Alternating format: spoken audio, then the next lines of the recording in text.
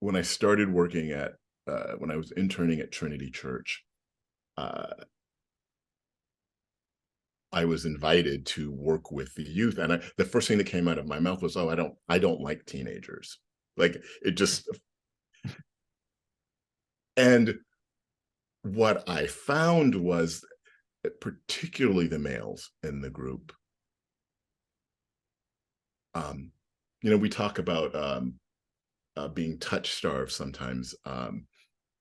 They were starved to have a place where they could express who they were and feel safe and feel like they don't have to. Skitch talked about it earlier. They don't have to perform, and I think it's up to us to create those spaces in our churches, in our institutions, to and but I think there's, not that you have to be an expert or there's probably a certain amount of training that you ask the right questions to get a response. And I think you do get a response that Karamo got on the beach. Like he was just like, he was really intentional. He took them out of their normal space, put them in this, took them to this other space that kind of allowed them to just drop all of those masks that all of us, every single one of us learn to wear, and the older we get, the harder the mask are to come down. And he was I was actually so surprised because these are also people who are on camera, and that it was by far the most intense emotional part of that show, and it was not performative. And I think it surprised them, the young men themselves, that, oh crap, this is coming out. So I think it's incumbent upon us to be the people that help provide those spaces, and I think particularly male spaces, because I do think male loneliness leads to, I don't know if it's too big of a statement, male loneliness leads to all the violence in the world. Mm. And so it is a national health crisis in that way. Mm. Yeah.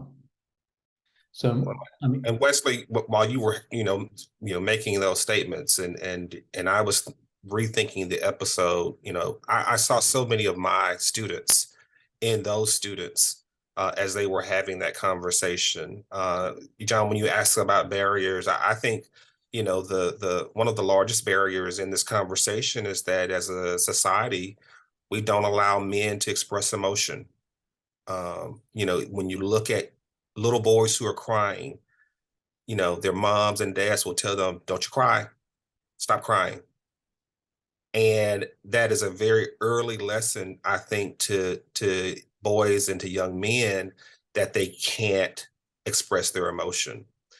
And so when I saw those young men in that circle saying that they had not cried before, that, they had not shared many of the difficult things that were going on in their lives to anyone, I think it really starts in our childhood. And I think conversations like this are helpful in getting uh, adults to understand what they were taught, but also to know and learn a better way to do it, so that the young people that they have influence over can take a different path, particularly when it comes to wellness, and taking care of themselves and taking care of one another.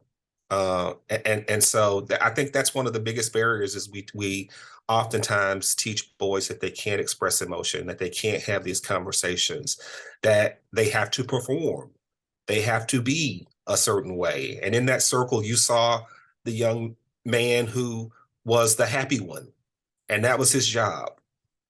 Everybody always described him as smiling and joyful and bringing the room up when he came in, but he was dealing with all of this stuff that was outside of his role as the happy guy, that he couldn't tell anybody because he was the happy guy.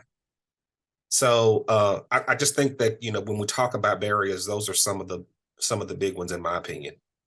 yeah, thank you.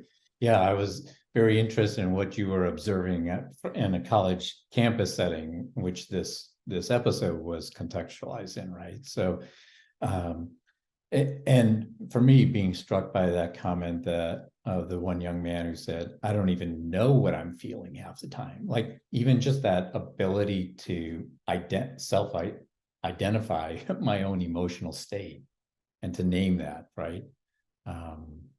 John, That can I just add that, like, when I heard that, I laughed out loud, not Mhm. because I was trying to laugh at him, but because I know that for a good chunk of time I'm in my apartment right now, and like in my bedroom in one of my drawers is an emotion wheel that I got from a buddy of mine because I'm still working with my therapist to best understand my own emotions. What am I feeling? Which one is that? Just being able to identify that I think is like this continued growth for many of us. I don't want to throw everybody in that group, but I think that that's something for all of us to continue to grow. And it was just this like almost like spit up my drink, like, oh my gosh, okay, that's me. Like I'm with you, man. I'm with you.